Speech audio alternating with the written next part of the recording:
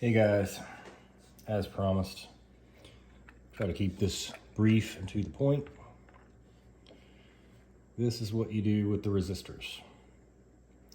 You only need these if you're doing VR2 on the G7P. You don't need this for anything else.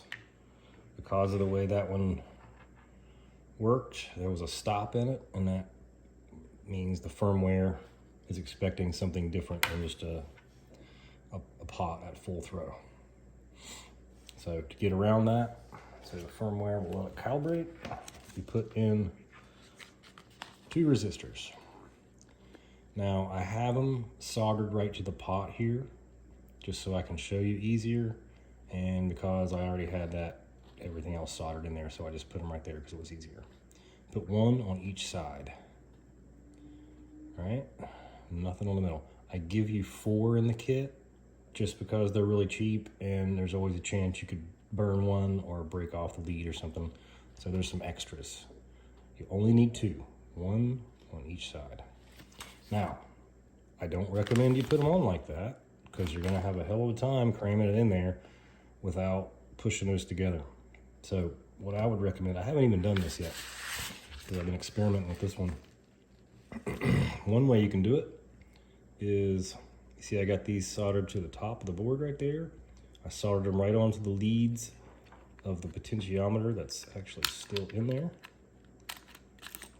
Oops. You can leave the potentiometer in there as long as you cut the 2 outer leads.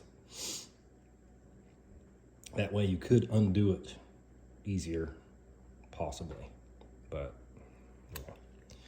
So the little leads were sticking out there, so I soldered right onto those. It's not as hard as it sounds. And you could solder 1 on each side there.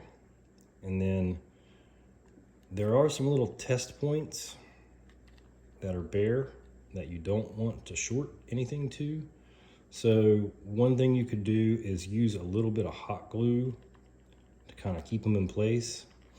Because I think when you're putting it back together, there's a chance that the leads could touch something or touch each other.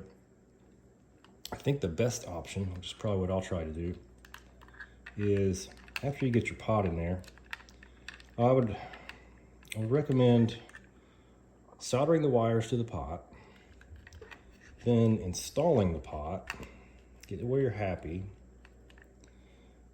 and then put the board back on once you're happy with where everything is. And then you're gonna have the wires sticking out here, right? And once everything's soldered up and works and everything, you're gonna cut all this, and then you're just gonna put the resistor in line in the outside. And in this case, it would be the blue and the green. So you put a resistor, cut the blue wire, put a resistor in there, and cut the green wire and put a resistor in there. It just increases the resistance on each side, and I won't go into the detail. I think I did that in another video.